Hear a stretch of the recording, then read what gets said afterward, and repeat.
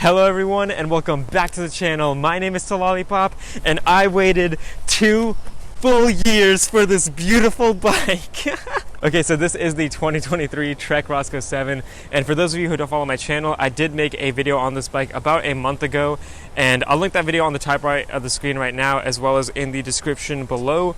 But in that video I basically covered all of the specifications on the bike. I talked about the price, the weight in a size medium large, and I even test rode it on the road. Now the Roscoe in that video was just one I saw at my bike shop, but this one is indeed my Trek Roscoe, and I actually did wait 2 full years for this one, so I'm so excited. I ordered it in the summer of 2020 and it is finally here. And I did tease this bike in a previous video as well, where I tried taking it home on the back of my cargo bike, so that was a fun one. You should definitely check that out. But in this video I'm basically going to show this bike off in this color. I'll also mention why I got it and my story, and I'll show you how much it weighs in a size medium.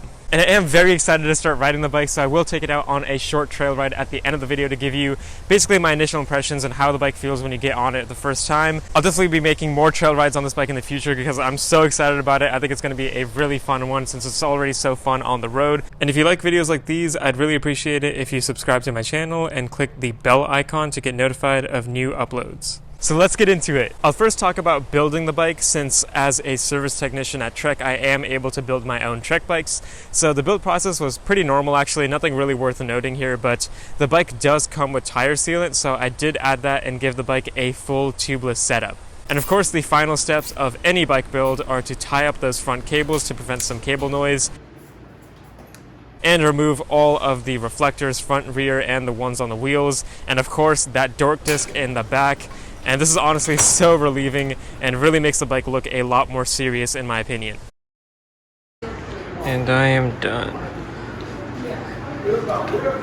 But basically my story is that I first started working at Trek as a service technician in around August of 2020, and soon after I started working I ordered a 2021 Trek Roscoe 7. Since I always talked about how that was one of my favorite Trek bikes at the time and a good value for the price, which at that time was around $1,350, but that bike used the old frame, which has dated geometry, less mountain biking specific features, and it used almost fat tires. So I was supposed to get that bike, but due to the pandemic causing shortages, the bike got discontinued before I even got a chance to get one, so Trek basically upgraded me to the 2023 model, and that did mean I had to pay more and wait even longer, but in my opinion it was well worth it. And speaking of price, this bike just increased in price to $1,900 US, and my bike specifically is in a size medium. I'm about 5'7" in height, so all my Trek bikes are in a size medium, but I'll let you know how well this bike actually fits me when I ride the trail later on. And while we're here, I'll throw up the weights I had on the screen right now. I just used a Park Tool scale at the shop, and it weighs around 31 pounds, which isn't too bad for a trail hardtail. In terms of the actual bike and its components, I do have some big stuff planned for this one already, and as you can see, I got it in the matte Trek Black version. This bike is pretty much accurate to Trek's website in terms of part specifications. However, mine here does use a Praxis Cadet crankset instead of the Shimano Dior that this bike is supposed to come with. I was a little bummed out about that originally until I researched this crankset more and realized that the Praxis one actually costs a good amount more, so I guess I won't complain.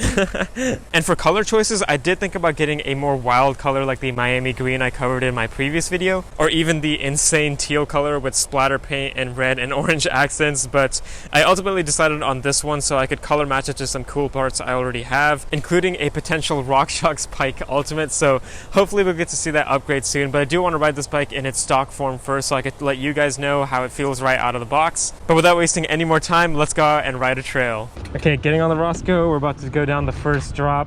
Pretty easy one. This is a pretty cross-country-ish trail that I've ridden on my Pro Caliber. I have my friend with me on her new rock hopper in the previous video. Woo! Careful!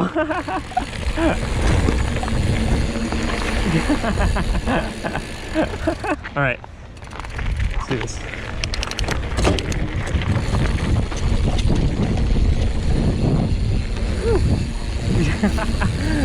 That's a nice little drop for testing the bike out. Nothing too crazy, no rocks or anything in the way. All right, here's the descent. That'll be pretty fun, going right into the darkness. Can't even see that well. Drop a foot down. Woo! Oh man. Oh man. Oh, that is fast. Holy crap, this bike is pretty fast. So like I mentioned, I've ridden this trail on my Pro Caliber. I made a video on that as well, and on my Trek Marlin 7. I didn't make a video on that one, but I have ridden it before. The wider handlebars are definitely something to worry about when you're going down this trail, because there's a lot of trees in the way and it just feels like you're gonna hit them. But yeah, this was supposed to be more of a preview trail ride anyway. Nothing too crazy, just to get on the Roscoe and finally know how it feels after 2 years of waiting for it. And honestly guys, it feels so great. And I do really like these 2.6-inch tires on here. That's a really good number right there for width, I believe. This bike definitely needs that much traction going over the type of trails that this bike is designed for. Yeah, I love this trail for testing out bikes because it's pretty windy. Not too much hard stuff going on, so you can test out like basically any bike on here. Ooh, some bumpy rocks in the way. God, no way, dude. While riding the trail, I ran into my coworker, Irie. We're gonna try going down this. All right, this is a really fun part of the trail, going down this ramp right here. Woo, let's do this. Oh, woo. Oh man.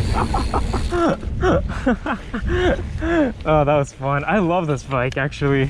It definitely feels a lot more capable than any Marlin I've ridden.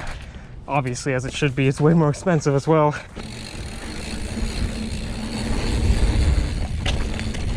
Whew. And just for the heck of it, I'm gonna ride this rock hopper down to compare. Oh man. Woo! Everything's like rattling around. The fork feels like absolute garbage. Oh man. It's kind of funny riding those bikes back to back. This feels like it's gonna fall apart in comparison.